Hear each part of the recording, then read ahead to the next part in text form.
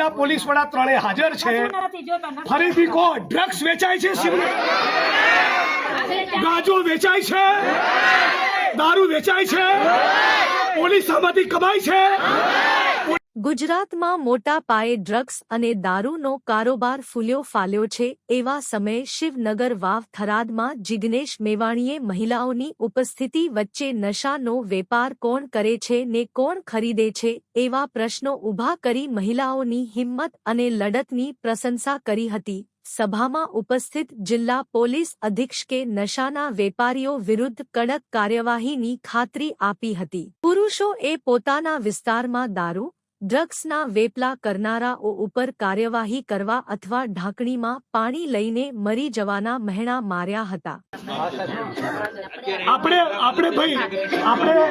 સાંભળો, આપણે જિલ્લા પોલીસ વડા જોડેથી એક મિનિટ, આપણે જિલ્લા પોલીસ વડા જોડેથી શું ખાતરી જોઈએ? તમે મને કહો, હું નહીં બોલું, તમે કહો।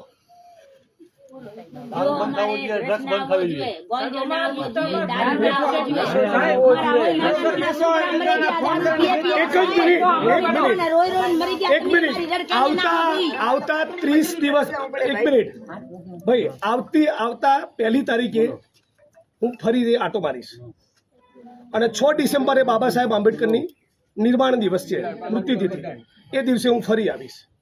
ત્યાં સુધી કોઈ પણ ખૂણામાં કંઈ પણ મળે તો આપણે જ્યાં સુધી જવાબદાર અધિકારીને સસ્પેન્ડ ના કરે ત્યાં સુધી અહીંથી ઊભા થવાનું નથી। આ તો ડિમાન્ડ અમારી વાજબી ખરા છે? આટલું તમે અમને કરી, તમે અમને બાહેધરી આપો।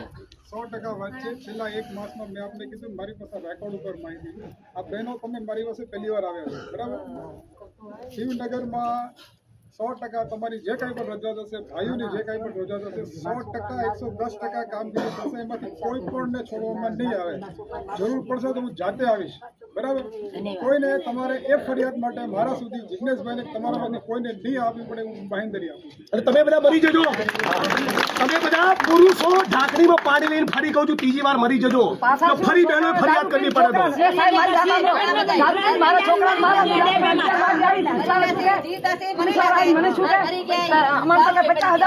તમારો છોકરો શું કરશે? તમારે 50,000 રૂપિયા અમારા છોકરાને મારો, મારો બાઈક ભાંગો, મારો ફોન ભાંગો, હું અહીં આવી રાતના 1 વાગ્યા સુધી બેઠી, મારા છોકરાને મારો, હું વિધવા બેન છું, મારા છોકરાને મારી નાખો, મારા છોકરીને તારો હાથ કેળો, હું ઘરે કરી આવી કેમ નહીં પૂછાર છું કે અહીંયા તો 50,000 રૂપિયા 50,000 નથી પડતા। તમારામાંથી જેની બી ફરિયાદ હોય 2-4 દિવસ પછી 5 જણા જિલ્લા પોલીસ વડા શ્રીને મળી લેજો। મારી વાત સાંભળો, હું શિવનગરમાં જાતે આવીશ, તમને મળીશ, બરાબર? હું જાતે આવીશ, હું લોકો રેગ્યુલર કામ કરીએ છીએ, જાતે તમારે પણ નહીં આવવું પડે, હું જાતે આવીશ, તેની બાંહેધરી અને ઘણી ધમકી દે, ઘણી દારૂવાળા ધમકી દે, શું કે અમારા શંકરભાઈ ચૌધરી ચોડાવી નાખશે।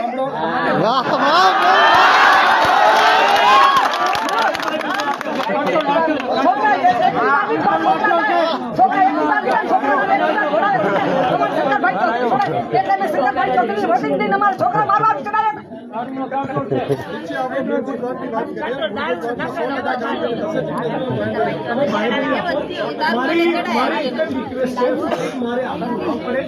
ફરી બહેનોએ ફરિયાદ કરવી ન પડે એવું કરીને તમે થરાદ પોલીસ સ્ટેશનની અને જિલ્લા પોલીસ વડા તરીકે તમારી બધું ઉજળી કરો એવું અમે ઈચ્છીએ છીએ। અને બધા